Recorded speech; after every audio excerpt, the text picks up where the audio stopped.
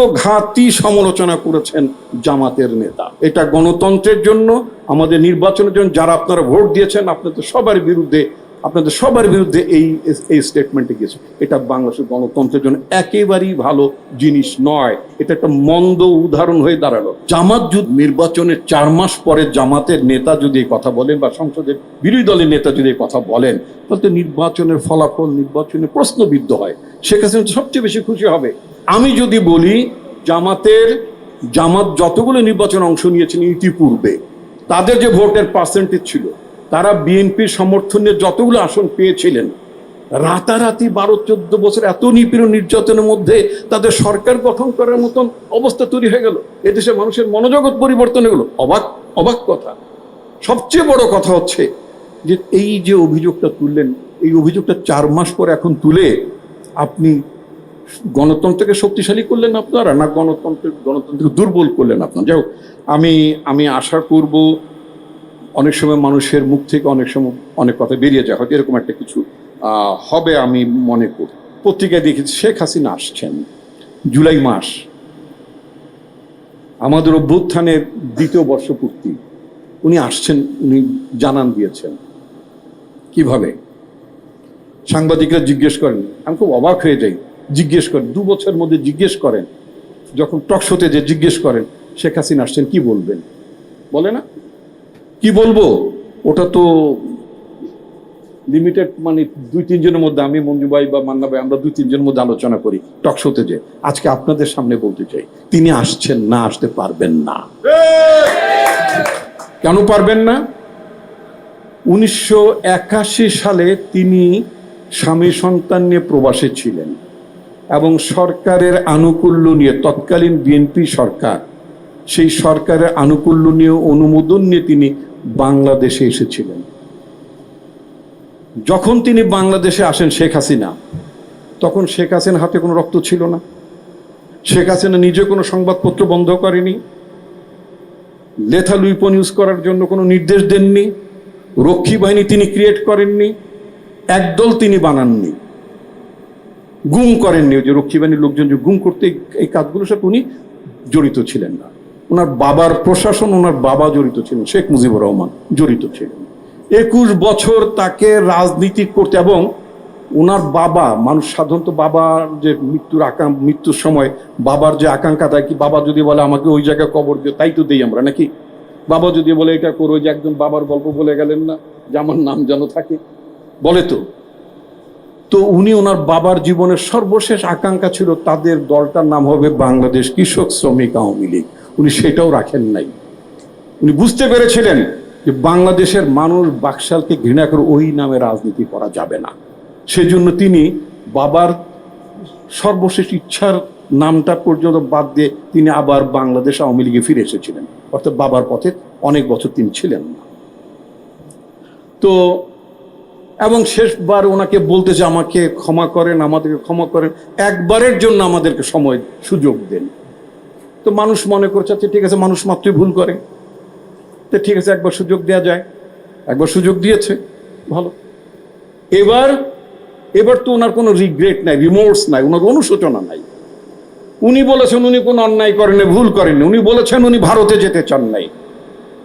উনি নাকি গোপালগঞ্জে যেতে চেয়েছিলেন। গোপালগঞ্জে যাওয়ার জন্য কি এত বাক্স পেটটা বাঁধতে হয়? ঢাকা থেকে গোপালগঞ্জে, আমার বাড়ি গোপালগঞ্জ আর ঢাকার মাঝামাঝি জায়গা হচ্ছে আমার বাড়ি, এই যে মুন্সিগঞ্জে, বামাঘাটের কাছে আমার বাড়ি, মানে ব্রিজটা পার হলে তো মোটামুটি গোপালগঞ্জ। তো গোপালগঞ্জে যাওয়ার জন্য তো এরকম 28টা সুটকেস, বাক্স পেট্রা, হীরা জহরত, এত ডলার প্যাক আপ করতে হয় না। উনি মিথ্যা কথা বলেছেন। উনি গোপালগঞ্জ, উনি জানতেন যে ওনাকে ভারতেই যেতে হচ্ছে, পৃথিবীর কোনো দেশ ওনাকে গ্রহণ করতে সম্মত ছিল না। ওনাকে গোপালগঞ্জে না, পৃথিবীর কোনো গোপালগঞ্জে গেল যেই জনগণ গণভবন দখল করেছিল। আমরা এরকম গণভবন, রাজপথ দখল করার বড় বড় ইতিহাসের কথা জানি। আমরা মার্কিন যুক্তরাষ্ট্রের মতো দেশেও সেখানকার জনগণ আপনার ওয়াল স্ট্রিট দখল করেছিল। আন্দোলনটার নাম ছিল অকুপাই ওয়াল স্ট্রিট। বাংলাদেশের জনগণ অকুপাই গণভবন দখল করার আন্দোলন, এটা পৃথিবীর একটা বিরল ঘটনা। এরকম ঘটনা সাধারণত সচরাচর 200, 400, 500 বছর, 800 বছর যে লক্ষণ সেনের কথা বলেন, এরকম ঘটনা ঘটে না। উনি জানতেন যে ওনাকে যেতে হচ্ছে, পালাতে হচ্ছে।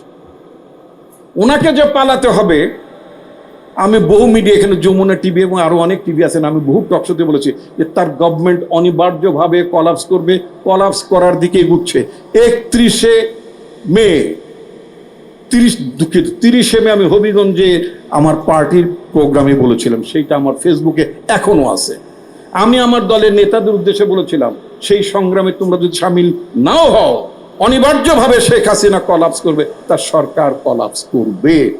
তার সরকার কলাপস করার 2 মাস 5 দিন আগে আমি কথা বলেছিলাম। অর্থাৎ আমরা জানতাম এই সরকারের পতন অনিবার্য, এর কোনো অল্টারনেটিভ ছিল না, সেই জায়গায় গেছে। এবং উনিও নিজেও জানতেন। সেজন্য ওনার সমস্ত আত্মীয় স্বজন, শেখ সেলিম বলেন, এটা বলেন, ওটা বলেন, তাপস বলেন, সবাইকে তিনি আগে পাচার করে দিয়েছেন। সবাইকে তো পাচার করে দিয়েছেন তিনি। তার আত্মীয় স্বজন কেউ কিন্তু ঢাকায় ছিল না, সবাই কিন্তু 5 তারিখের আগে সব সেফ এক্সিটে চলে গেছে। কেউ লন্ডনে, কেউ সিঙ্গাপুরে, কেউ ভারতে, মোটামুটি সবাই। শুধু উনি আর শেখ রেহানা, ওই শেখ পরিবারের মধ্যে উনি আর শেখ রেহানা ছিলেন। তো শেখ রেহানা তো foreign national, she is a British national. তো উনি মিথ্যা কথা বলছেন, উনি আর আসতে পারছেন না। কেন পারছেন না? ওনার হাতে এখন রক্তের দাগ, ওনার হাতে এখন মানুষ খুনের অভিযোগ ওনার উপরে আছে। উনি বাংলাদেশকে ধ্বংস করে লক্ষ লক্ষ কোটি টাকা পাচার করেছেন। সুতরাং শেখ হাসিনা অনুতপ্ত হবেন না, আর ওনাকে বাংলাদেশের রাজনীতিতে বাংলাদেশের জনগণ কখনই গ্রহণ করবে না। সুতরাং এই ব্যাপারে আমরা মনে হয় নিশ্চিত থাকতে পারি। তবে শুধু নিশ্চিত থাকলেই চলবে না। আমরা যারা পক্ষের শক্তি, যারা আমরা জুলাই রচনা করেছি, আপনারা যারা জুলাই রচনা করেছেন, আপনি বলেছেন আপনাদের শরীরে, আপনাদের কাপড়ে রক্তের দাগ, আপনাদের সবাইকে ঐক্যবদ্ধ থাকতে হবে। ফ্যাসিবাদের বিরুদ্ধে, ফ্যাসিবাদ কিন্তু একটা প্রতীকী শব্দ, ফ্যাসিবাদ শুধুই কিন্তু আওয়ামী লীগ না, ফ্যাসিবাদ শুধুই বাকশাল না, ফ্যাসিবাদ ইজ এ সিমটম, সিনড্রোম।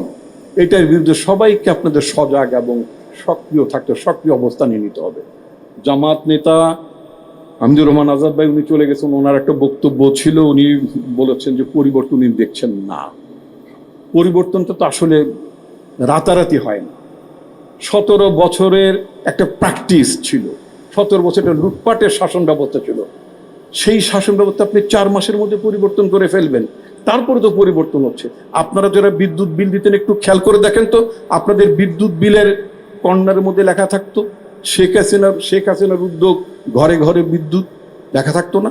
তার ছবি দিয়ে, বিদ্যুৎটা কি তার?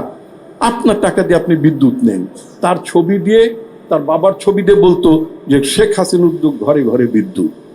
এখন কি সেটা আছে? এই যে ওই যে প্র্যাকটিস, মনোজগৎ, মনস্তত্ত্ব, ওই আমলাতন্ত্র, ওই ব্যুরোক্রেসি, ওই সরকারি বিভাগের লোকজন, ওই প্রধানমন্ত্রীকে ছবি টাঙিয়ে ওরকম, মানে তারেক রহমান উদ্যোগ, ঘরে ঘরে বিদ্যুৎ, এরকম টাইপের একটা কিছু প্রচারণা চালিয়ে তাকে খুশি করার চেষ্টা হচ্ছিল। কিন্তু আমাদের প্রধানমন্ত্রী, আমাদের পার্টির প্রধান তারেক রহমান কি বললেন? এটা চলবে না, বদলাতে হবে, এগুলো চলবে না, প্রধানমন্ত্রীর ছবি ব্যবহার করা যাবে না। তাহলে পরিবর্তন হচ্ছে, পরিবর্তন দেখতে পাচ্ছেন, পরিবর্তন হবে না কেন? কিন্তু এটা আসতে হবে। 17 বছর এই দেশে ব্যুরোক্রেসি, এই দেশের বিচার বিভাগ, যেই দেশের বিচার বিভাগ এস আলমের মতো একটা চরম লুটেরা, তার দুর্নীতির তদন্ত করা যাবে না বলে সুপ্রিম কোর্টের আপিল বিভাগ নির্দেশ দেয়। চিন্তা করতে পারেন যে আপিল বিভাগে পর্যন্ত ওই বজ্জাতগুলো, ওই লুটেরাদের প্রতিনিধি বজ্জাতগুলো সেখানে বসা ছিল, তারা বলে দেয় না, এটা করা যাবে না। তাহলে কোথায় ছিলাম আমরা? পুলিশ ধ্বংস করেছে, ওখানে জানোয়ার তৈরি করেছে শেখ হাসিনা বেনজিরের মতো, আর্মিতে জানোয়ার তৈরি করেছে যে জিয়াউল হাসানের মতো, ওখানে খুন গুম হতো, আয়না ঘর হতো, এগুলো তো হতো। তো সুতরাং এই জায়গা থেকে আপনাকে বেরিয়ে আসতে হবে। আপনার সমস্ত প্রতিষ্ঠান ধ্বংস করে দিয়েছিল আওয়ামী লীগের শাসনামল। আমাদের আর্মি রিবিল্ড করতে হবে, পুলিশকে রিবিল্ড করতে হবে, সিভিল ব্যুরোক্রেসিকে রিবিল্ড করতে হবে, আমাদের পলিটিক্যাল কালচারকে রিবিল্ড করতে হবে। এই মান্না ভাই একটা উদাহরণ টানলেন, মান্না ভাই আছেন তো নাকি? হ্যাঁ, আচ্ছা, ঠিক। তারপর আমি বলতে চাই, আজকে অত্যন্ত একটা গুরুত্বপূর্ণ ইভেন্ট, মান্না ভাই নিজেও বলেছেন, অনেক দিন পরে আমরা আমাদের নিজেদের মধ্যে একটা রিয়েলাইজেশনের কথা, আমরা কতটা পেলাম। এই জুলাই যে আমরা মুভমেন্ট করলাম, আমরা ত্যাগ স্বীকার করলাম, রক্ত দিলাম, আমাদের মায়েরা তাদের সন্তান হারিয়েছেন, আমাদের ভাই তার ভাই হারিয়েছেন, ইত্যাদি অনেক ঘটনা ঘটেছে এই দেশে। সুতরাং এই অর্জনটাকে তো আমাদের কনসলিডেট করতে হবে, সংহত করতে হবে। সেই সংহত করতে হলে আমাদের কি করতে হবে? আমরা যারা জুলাইয়ের ফোর্সে যারা আছি, সেটা এখানে মঞ্চে আজকে আমি এবি পার্টির নেতৃবৃন্দ মুজিবুর রহমান মঞ্জু ভাই, বেশ রাসুজ্জামান ফুদ, তাদেরকে ধন্যবাদ জানাতে চাই। তারা মোটামুটি জুলাইয়ের সকল শক্তিকে, পার্টিসিপেটরি ফোর্সেসগুলোকে এক করেছেন, ঐক্যবদ্ধ জায়গায় একটা এনেছেন, তাদেরকে ধন্যবাদ জানাতে চাই। আজকে আমাদের মধ্যে বিরোধ থাকবে, তো বিরোধ না থাকলে তো বাকশাল হয়ে যাবে। তখন আমরা একটা দলই করতে পারতাম, সবাই আমরা বিএনপি করতে পারতাম, অথবা সবাই আমরা এবি পার্টি করতে পারতাম। তা তো আমরা করছি না। তো আমাদের যার যার একটা অবস্থান, যার যার একটা লক্ষ্য আছে। সুতরাং আমাদের মধ্যে বিরোধ যাই থাকুক না কেন, যেই জায়গাতে আমরা অবস্থান করি না কেন, চূড়ান্ত পর্যায়ে জুলাইয়ের যে চেতনা, জুলাইয়ের যে আকাঙ্ক্ষা, আমাদের স্বাধীনতা সার্বভৌমত্বের প্রশ্নে, আমাদের গণতন্ত্রের প্রশ্নে আমাদের ঐক্যবদ্ধ থাকতে হবে। লাস্ট আমি একটি কথা বলতে চাই। গত কয়েকদিন ধরে আমি ব্যক্তিগতভাবে ভীষণ ডিস্টার্ব। বাংলাদেশে হঠাৎ করে সাদা কাপড়ে কলেমা খচিত পতাকা বিভিন্ন জায়গায় দেখা যাচ্ছে। এটা একটা কনস্পিরেসি। কয়েকদিন আগে একটা বোম ব্লাস্টের ঘটনা ঘটেছে, এই পতাকা নিয়ে মিছিলের ঘটনা ঘটেছে। এটা হচ্ছে শেখ হাসিনা আমলে জঙ্গি নাটক হতো, তারা এগুলো ক্রিয়েট করতো। তাদের অপশাসনকে পাকাপোক্ত করার জন্য সারা পৃথিবীকে দেখাতে চাইতো বাংলাদেশে জঙ্গিবাদের উত্থান ঘটছে। সুতরাং এই জঙ্গিবাদকে মোকাবেলা করার জন্য আমি যে ক্রস ফায়ার দিয়ে মাঝে মধ্যে যা করি, আমার সরকার লাগবে, আমাকেই তোমরা রাখো, আমাকেই তোমরা সমর্থন করো, সো দ্যাট এখানে জঙ্গিবাদের উত্থান ঘটবে। এখন উনি যে বলছেন উনি আসবেন, বাংলাদেশের ইমপ্রেশনটা উনি আবার তো বলতে চাই, এই দেখো আমি নাই, এখন আবার কিন্তু জঙ্গিবাদ উকি দিচ্ছে, মারা দিচ্ছে। এই ধরনের একটা পরিস্থিতি তারা তৈরি করতে চায়। আমাদেরকে সতর্ক থাকতে হবে। এটা দেশবিরোধী ষড়যন্ত্র। এইটা আমাদের দেশের স্বাধীনতা সার্বভৌমত্বকে যারা অবহেলা করতে চায়, আন্ডারমাইন করতে চায়, যারা আমাদের সরকারকে, আমাদের দেশকে চাপের মধ্যে রাখতে চায়, স্পষ্টভাবে আমি বলতে চাই এটা তাদের কনস্পিরেসি। সুতরাং এই কনস্পিরেসির ব্যাপারে আমাদের সবাইকে সজাগ থাকতে হবে। এবি পার্টির নেতৃবৃন্দকে আমি অভিনন্দন জানাই, ধন্যবাদ জানাই আমাকে এখানে বক্তব্য দেওয়ার সুযোগ করার জন্য। আসসালামু আলাইকুম রহমতুল্লাহ।